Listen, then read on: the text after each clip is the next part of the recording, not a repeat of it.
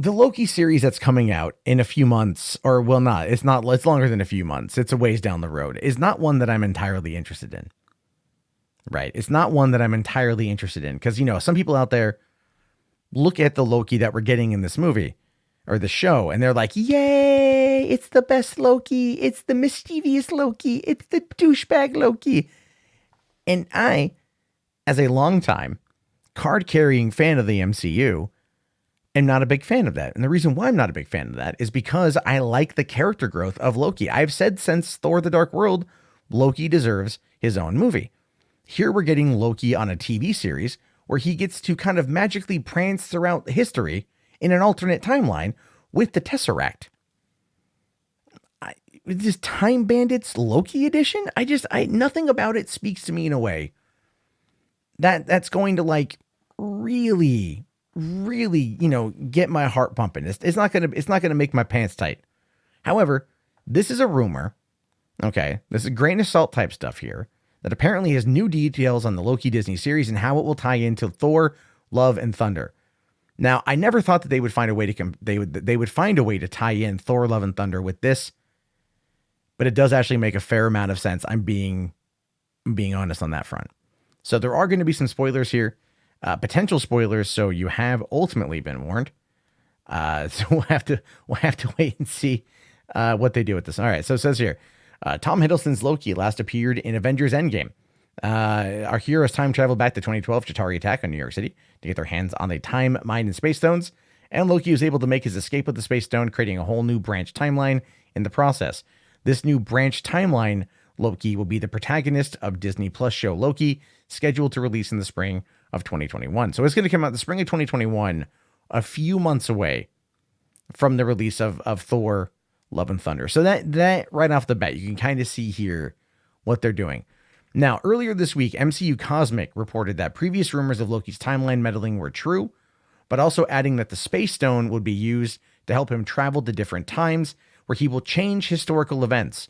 This lines up with the new production log line provided to Fandom Wire that says here, Loki follows Loki after the events of Avengers Endgame as the trickster uses the powers of the Tesseract to travel throughout human history and change historical events. Again, I can't be the only one that just thinks that's like just dumb, Like, is it just going to be it's traveling throughout human history and changing historical events? There's 9 realms, mofo. Like, there's other places to go and explore. I don't understand. I don't know. I think what it is, what it is? I think they're trying to find a way to tie it all together again. And they want to keep Tom Hiddleston around. So they're just like, let's just have him do this. People will eat it up. I don't know. Anyway, going on to say that this seems to be very much in line with the God of Mischief's character, since the branch timeline Loki, having just enslaved the city with an alien army, has not yet been reformed by the events of the Dark World and Thor Ragnarok. Fandom Wire also heard some key details about how the show's ending will tie into and directly impact the plot of Thor, Love and Thunder. So again, this is potential spoilers. You've been warned. Okay, so a source close to Fandom Wire, this is also take with a grain of salt, by the way. A source close to Fandom Wire has said that Loki will end with the God of Mischief using the Tesseract to hop through the multiverse, returning to the main MCU timeline and dimension just in time for Thor, Love and Thunder. Oh, gee, that's not convenient at all. That's not a convenient plot device, right? Like, considering the fact that the Space Stone allows you to travel through space, I guess, and time, but wouldn't the Reality Stone allow you to then maybe move into different dimensions because you're going into a different reality, perhaps? I don't know. I mean, this is where things get convoluted, and what you don't want the MCU to get convoluted. You establish a suspension of disbelief for the stones. Now the stones have been destroyed. We're moving on to the 10 rings now, right? We're moving into that whole thing. You got to leave it at that. You got to do that. You got to keep it at that. But no, they want to still mess with this. I don't know why. Now, at San Diego Comic-Con, Marvel announced that there's going to be the Goddess of Thunder.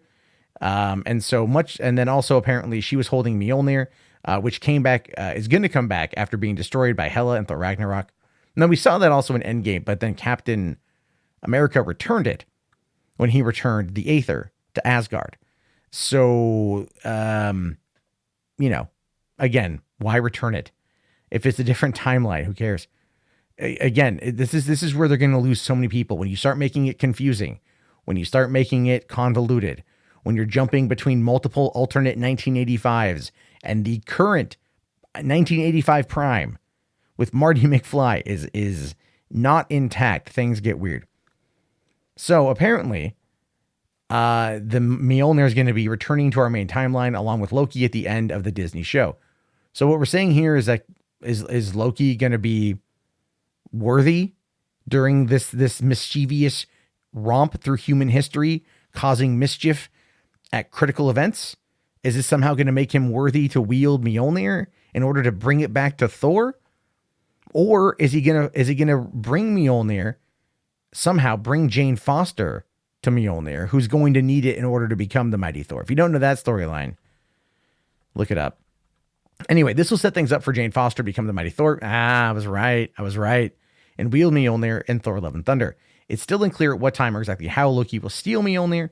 Could the events from Loki deem him worthy of lifting the hammer? It's too early to tell. But again, even I said, like I was just saying on this one here, like how if he's going to be the hero of this, but he's also the villain of this too. If he's the hero and the villain, it just doesn't make a great deal of sense to me. To be fair, if he's both the hero and the villain, we're entering into Maleficent 2014 writing here, and that was bad writing.